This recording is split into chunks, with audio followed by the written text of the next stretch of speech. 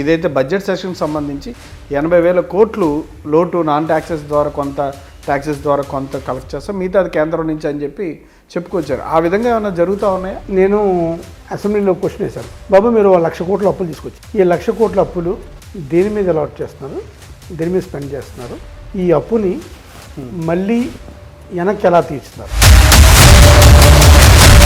పెట్టుబడులకు సంబంధించి వైజాగ్ కావచ్చు, లేదంటే మిగతా రాష్ట్రాల్లో పెట్టుబడుల ప్రవాహం జరుగుతుంది, గూగుల్, అదానీ సెంటర్స్.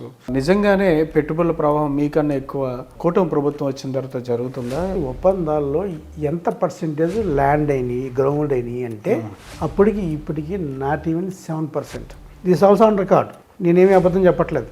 పేపర్ రూపంలో చేసినప్పటికంటే అంత చేసినేమో చాలా పెద్ద పెద్ద 8,000 కోట్ల రూపాయలు కేటాయించే 14,000 కోట్లు అలా 2-3 దఫాల్లో కూడా వచ్చినాయి రోడ్లకు. మేము తీసుకొచ్చిన పోర్ట్స్ ఎన్ని, మేము తీసుకొచ్చిన ఫిషింగ్ హార్బర్స్ ఎన్ని, మేము తీసుకొచ్చిన మిడిల్ కాలేజీలు ఏంటి, ప్రతిదీ కూడా మా మార్క్ ఉంది.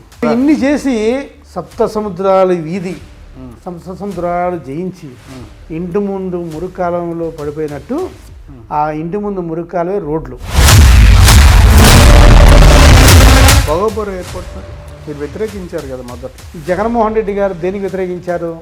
జగన్మోహన్ రెడ్డి గారు in the name of airport అని చెప్పి చంద్రబాబు నాయుడు గారు 15,000 ఎకరాలు సేకరించాలంటే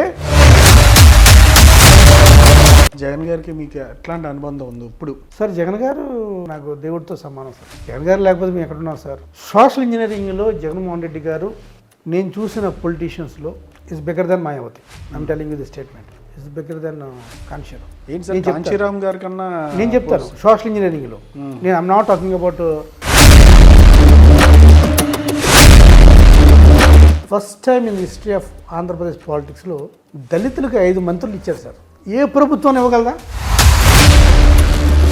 మీరు విజయవాడ అంబేద్కర్ విగ్రహం చూస్తారు, ఎందుకు చేస్తారు సార్? ఆయన అంత థాట్ లేకపోతే ఎందుకు చేస్తారు? వాళ్ళ నాన్నగారితో పెట్టుకోవచ్చుగా. అంబేద్కర్ అని మనిషి కాదు.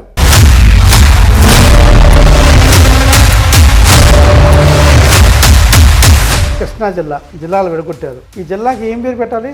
ఒకవేళ నేను రాజకీయ నాయకుడిని, నాకు ఎన్టీ రామారావు లేకపోతే తెలుగుదేశం పార్టీ నచ్చదు, ఏం పెట్టాడు సార్? ఎన్టీఆర్ డిస్ట్రిక్ట్. ఎందుకు పెట్టాడు సార్ ఎన్టీఆర్?